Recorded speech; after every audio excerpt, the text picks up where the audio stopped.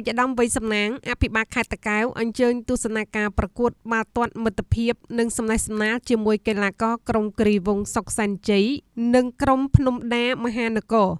នៅកីឡាដ្ឋានបាល់ទាត់គ្រីវង្សសុកសែនជ័យបានរៀបចំការប្រកួតបាល់ទាត់មិត្តភាពកម្ដៅសាច់ដុំរវាងក្រុមបាល់ទាត់គ្រីវង្សសុកសែនជ័យនិងក្រុមបាល់ទាត់ភ្នំដាមហានគរការប្រកួតនេះធ្វើឡើងក្នុងគោលបំណងផ្លាស់ប្ដូរបទពិសោធន៍និងពង្រឹងសមត្ថភាពដើម្បីត្រៀមខ្លួនសម្រាប់ការប្រកួតក្នុងព្រឹត្តិការណ៍ធំៗនាពេលខាងមុខកម្មវិធីនេះត្រូវបានប្រារព្ធឡើងក្រោមអធិបតីភាពដ៏ខ្ពង់ខ្ពស់របស់ឯកឧត្តមវ័យសំណាងអភិបាលនៃគណៈអភិបាលខេត្តតាកែវក្នុងឱកាសនោះដែរក៏មានការអញ្ជើញចូលរួមពីលោកស្រីជាថ្នាក់ដឹកនាំមន្ទីរអង្គភាពជុំវិញខេត្តលោកអភិបាលក្រុងដូនកែវប្រតិភូកីឡាព្រមទាំងទស្សនិកជននិងអ្នកស្នេហាវិស័យកីឡាយ៉ាងច្រើនកុះករមានប្រសាសន៍សំណេះសំណាលទៅកាន់ក្រុមកីឡាករទាំងពីរឯកឧត្តមវ័យសំណាងបានគូបញ្ជាក់ថាការប្រកួតមិត្តភាពនេះមិនត្រឹមតែធ្វើឡើងដើម្បីរឹតចំណងមិត្តភាពសាមគ្គីភាពនិងសន្តិភាពរវាងអ្នកស្នេហាកីឡាបាល់ទាត់ក្នុងខេត្តប៉ុណ្ណោះទេប៉ុន្តែថែមទាំងផ្ដោតសំខាន់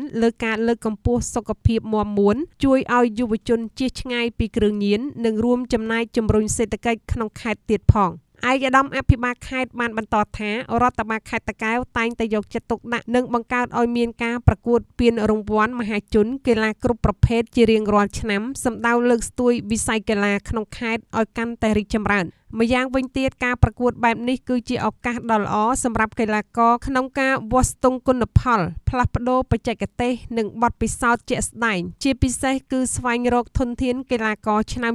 ដើម្បីតំណាងឲ្យខេត្តតាកែវទៅចូលរួមប្រកួតប្រជែងក្នុងកម្រិតថ្នាក់ជាតិជាចុងក្រោយឯកឧត្តមបានសង្កត់ធ្ងន់ថាវិស័យកីឡាពិតជាបានឆ្លុះបញ្ចាំងពីស្មារតីស្រឡាញ់ជាតិនិងបង្កើតចលនាជាតិយ៉ាងផុសផុលតាមរយៈការចូលរួមគាំទ្រការកោតសរសើរសាមគ្គីភាពនិងកិច្ចសហប្រតិបត្តិការស្របតាមពាក្យស្លោកដ៏មានអត្ថន័យកីឡាជាទូតសន្តិភាពនិងកីឡារស់ក្នុងសន្តិភាព